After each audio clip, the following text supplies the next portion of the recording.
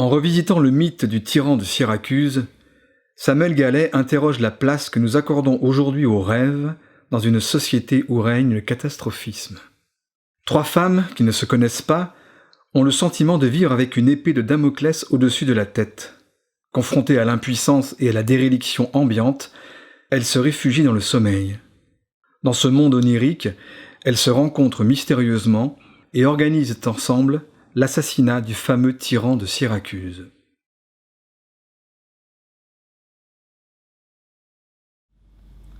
Je me lève à 7 heures. J'ai déjà envie de péter la gueule à quelqu'un. Je n'ai que l'embarras du choix. Je suis entourée par des connards.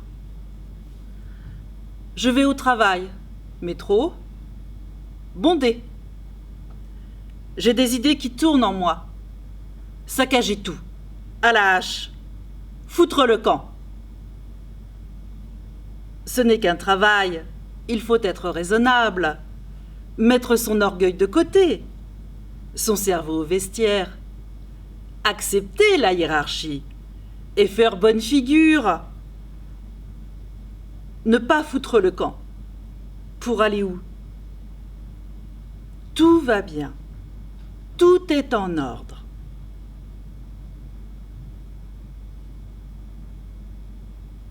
L'écart entre ce à quoi je crois et ce que je vis grandit chaque jour. Je n'arrive pas à savoir comment je fais.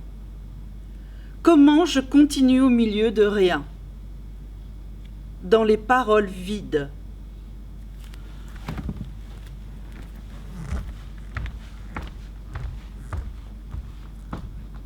J'arrive dans les lieux propres, opérationnels.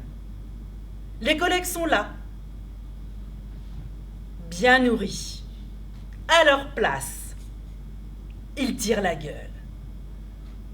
Chacun recroquevillé dans sa petite intimité merdique, périssable, face à son écran. Je suis dans un sale endroit. C'est pas ce qui était prévu. C'est que j'avais été distraite. Un amour, un visage. J'ai fermé les yeux. Je me suis abandonnée. 15 secondes. Quelle conne. J'ai pas fait gaffe. La gourde. Et quand je les rouvre, je me retrouve entourée par des connards. J'ouvre les yeux. L'amour a disparu. Et il n'y a que des connards. Partout. Ils ont tout envahi. Occupés à chier partout. Avec leurs bonnes grosses têtes de connards. Des connards hommes, des connards femmes. De très grosses connasses. Avec leurs sourires de connards. Et leurs projets de connards.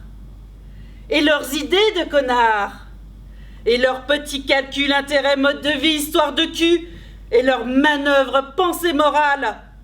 Et leur philosophie. Et leur éthique. Je les déteste.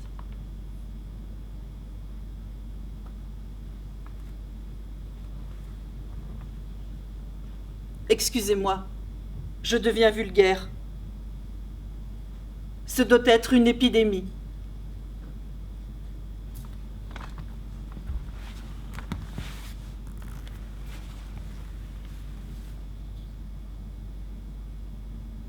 Il est 18 heures.